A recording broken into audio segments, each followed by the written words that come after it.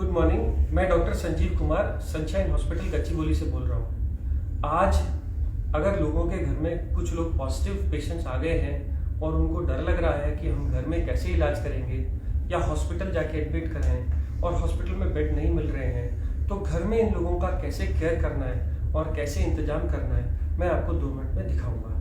हम अब अपने घर में 3 सेक्शन बनाएंगे। ये है हमारे घर का पहला सेक्शन। पहले सेक्शन में वो लोग रहेंगे जिन लोगों को कोई बुखार, जुकाम या कोरोना के फीचर्स नहीं है। जाकर के सब लोग टेस्टें कराने का कोई बेनिफिट नहीं है। जो लोग इन्फेक्टेड नहीं है, जिनको बुखार नहीं आ रहा, उनको सिर्फ 2-3 चीज़ों की ज़रूरत है। रोज अपना टेम्परेचर चेक करिए, फ्रीक्वेंट हैंड वॉश करिए, अगर घर में दूसरे से इंटरेक्ट कर रहे हैं तो फेस मास्क का यूज़ करिए और सोशल डिस्टेंसिंग, 1 हाथ की दूरी पे रहिए।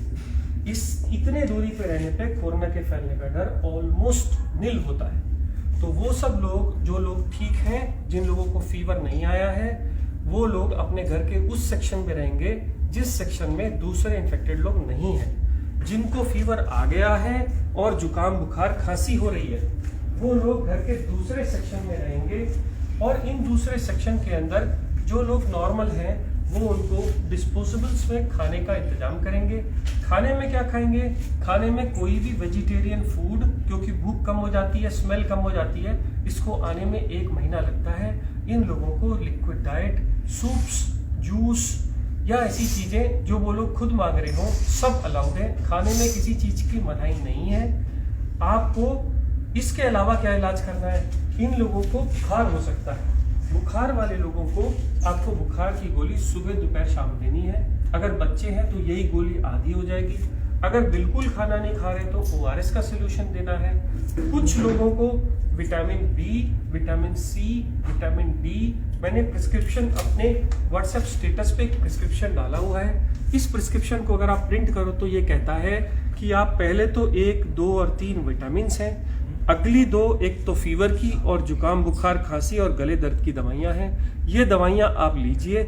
इस पर्चे से आप ये सिम्टोमेटिक ट्रीटमेंट कर सकते हैं। नॉर्मली कोरोना वायरस एक नॉर्मल सा माइल्ड सा वायरस है। 99% लोग इससे ठीक हो जाते हैं और उनको कुछ और चीज़ की ज़रूरत नहीं पड़ती। बट 1% लोग जब बीमार होते हैं तो उनका बुखार बहुत तेज हो जाता है, वो लोग खाना खाना छोड़ देते हैं और उनकी ऑक्सीजन सैचुरेशन कम होने लगती है। हैबत होने पे ऐसे लोगों के लिए घर में हम लोग पल्स ऑक्सीमीटर लेके आते हैं। ये पल्स ऑक्सीमीटर हम पेशेंट्स को रोज लगाएंगे। लगाने के बाद, ये कनेक्ट करने के बाद, एक बटन दबाने से पल्स ऑक्सीमीटर ऑन हो जाता है और ऑन होने पे थोड़ी देर वेट करना है। ये आपको पल्स दिखाने लगता है। जब ये पल्स दिखाएगा तभी उस वैल्यू को मानना है। जब ये वैल्यू आ जाएगी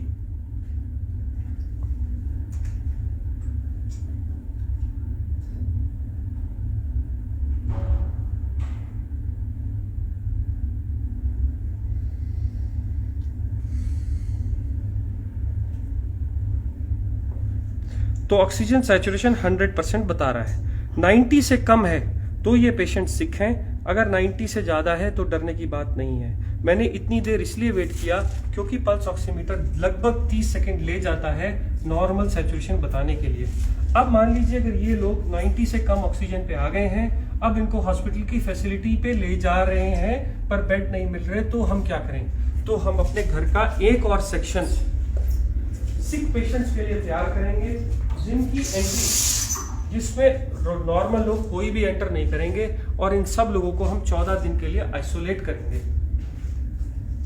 मान लीजिए अगर ये पेशेंट है और मुझे इनकी केयर करनी है, तो जो बहुत ज़रूरी वाली चीज़ें मैं आपको बताता हूँ। जब भी आप इस कमरे में जाएंगे तो आप एक बड़ा कपड़ा या कोई भी गाउन, जिससे कि आपके कपड़े इन्फेक्ट ना हो जाएं, वो गाउन पहनेंगे। गाउन के ऊपर मास्क, गाउन पहन के आपका ये पूरा एरिया कवर हो गया। अब आप इसके ऊपर एक नॉर्मल कोई भी मास्क या N95 मास्क लगा सकते हैं। ध्यान ये रखना है कि इन मास्क को इधर की तरफ हाथ से नहीं छूना, छूने के बाद स्टेरलाइज करना है, आंख में नहीं लगाना। आप सिंपल मास्क भी यूज कर सकते हैं, बट इसको रोज डिस्कार्ड करिए। अब क्योंकि ये इन्फेक्टेड जोन है, इसलिए मार्केट में ये प्लास्टिक की बनी शील्ड्स मिलती हैं। इसको अगर आप लगा लेंगे तो आपके सेक्रीशंस बाहर नहीं जाएंगे। ऐसे ही ये मरीज भी मास्क लगाएगा और ये भी शील्ड डालेगा। इससे क्या होगा, इससे उसके सेक्रीशंस और आपके सेक्रीशंस मिल नहीं सकते, आपको इन्फेक्शन होने का चांस बहुत कम हो जाता है। इस आदमी के साथ अगर आप टाइम बिताना चाहते हैं तो सोशल डिस्टेंसिंग के हिसाब से इससे ज़्यादा टाइम नहीं, ज़्यादा 5 मिनट से ज़्यादा टाइम ना बिताइए। उनको खाने के लिए डिस्पोजेबल्स का खाने में दीजिए। जैसे मैंने पहले बताया, खाने में आप सब कुछ दे सकते हैं। अब इन लोगों की केयर करते समय याद रखिए कि वो लोग खूब हैंड सैनिटाइजर्स या सोप का इस्तेमाल करें। इसके अलावा आप जब भी इन लोगों का सेवा करेंगे तो आप ग्लव का यूज करेंगे। हर बार ग्लव्स को डालने के बाद ही आप पेशेंट को टच करेंगे। ये ग्लव अगर कपड़े के यूज कर रहे हैं घर के बने हुए, तो हर बार उनको घर से बाहर जाने के बाद उनको वॉश किया जाएगा। अगर डिस्पोजेबल यूज कर रहे हैं तो हर बार यूज करने के बाद थ्रो कर दिए जाएंगे। अब अगर आप ऐसी कंडीशन में उस पेशेंट के साथ उसके केयर करते हैं, उसको खाना देते हैं, उसके ऑक्सीजन लगाते हैं या जो भी कुछ कर रहे हैं, आपको इन्फेक्शन आने का चांस कम हो जाता है। मान लीजिए अब ये पेशेंट का मैंने ऑक्सीजन सैचुरेशन चेक किया और ये 90 से कम था। मैंने पल्स ऑक्सीमीटर लगाया और ये पल्स ऑक्सीमीटर लगा के रहने दिया। ये पेशेंट को फीवर भी आ रहा है, इसका ऑक्सीजन भी कम है, तो मैं क्या करूंगा, मैं पल्स ऑक्सीमीटर को लगा ही रहने दूंगा। और ऐसा सिलेंडर मार्केट से मिल जाता है, इसकी रीफिल हो जाता है, 400 रुपये पर रीफिल लेता है, 1 महीना चलता है। इसमें एक नॉब रहती है, ये नॉब को अगर आप ऑन करेंगे तो ये लीटर्स बताता है कितने लीटर पे चल रहा है। 5 लीटर पे जनरली जब भी होता है तो ऐसे छोटे नेजल प्रॉन्ग्स हम पेशेंट को लगा सकते हैं।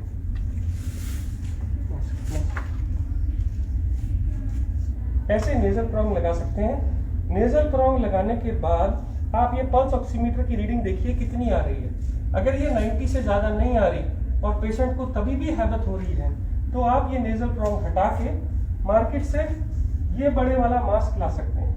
इस मास्क से अगर आप सिलेंडर पे लगाएंगे तो 10 लीटर तक एक पेशेंट को ऑक्सीजन दी जा सकती है। तब आप ऑक्सीजन चेक करिए, 5 मिनट वेट करिए ऑक्सीजन देके। इसके बाद भी अगर ऑक्सीजन इंप्रूव नहीं हो रही तो आपके पास लास्ट ऑप्शन बचती है हाई फ्लो ऑक्सीजन मास्क। ये मास्क के साथ एक गुब्बारा लगा रहता है, इसको जैसे ही हम ऑक्सीजन से कनेक्ट करते हैं तो ये ऑक्सीजन एक्स्ट्रा देता है और इसमें आप 15 लीटर तक ऑक्सीजन भर सकते हैं। ये गुब्बारा भर जाने के बाद जब आप लगाते हैं तो पेशेंट की हैबत या ऑक्सीजन सैचुरेशन इंप्रूव कर जाती है। इसको लगाने के बाद आप सैचुरेशन को देखते जाइए, जब वो 90 से ऊपर हो जाए उसको ऐसे ही रहने दीजिए। दिन में ये लोग मास्क 3 से 4 घंटे लगा सकते हैं और जैसे अगर हैबत होने लगे तो छोटे मास्क पे आ सकते हैं। और अगर हो सके तो सोते वक्त बेड एंड को थोड़ा ऊंचा करके रखिए। अब इस कमरे की सेफ्टी के लिए कि इन्फेक्शन बाहर न जाए, घर का बना फिनाइल या कोई भी एंटीसेप्टिक सोल्यूशन से घर का पोछा मारिए। अब आप इस कमरे से जब बाहर आने लगे तो आपको सबसे पहला काम क्या करना है, ग्लव उतार के डस्टबिन में फेंक देने हैं और ये गाउन निकाल के आपको बाहर नहीं जाना। आप ये गाउन को हटा के उसी कमरे में छोड़ देंगे, मास्क शील्ड्स उसी कमरे में छोड़ देंगे और हैंड वॉश करके आप पूरा हैंड वॉश करके इस कमरे से बाहर आएंगे। 14 दिन तक अगर इन लोगों की ऐसे ही सेवा करी जाए तो ये लोग इम्प्रूव हो जाते हैं। अब इन लोगों की दवाइयों का क्या, मैंने जैसे पहले बताया था, मैंने अपने व्हाट्सएप स्टेटस पे एक और ट्रीटमेंट डाला है। ये ट्रीटमेंट उन लोगों के लिए है जिनको बेड्स नहीं मिल रहे, हॉस्पिटल फैसिलिटी नहीं है और दवाई देने का और कोई इंतजाम नहीं है। तो आप पुराने ट्रीटमेंट की तरह देखिए, ऊपर मैंने 4 मल्टीविटामिन लिखे हैं, उसके नीचे मैंने भूख लगने का सिरप लिखा है, नीचे हमने जो दवाइयाँ लिखी हैं वो सिम्टोमेटिक इलाज के लिए हैं, जैसे कि डेरिफिलिन, जैसे कि मॉन्टेलुकास्ट मैंने पहले बताई।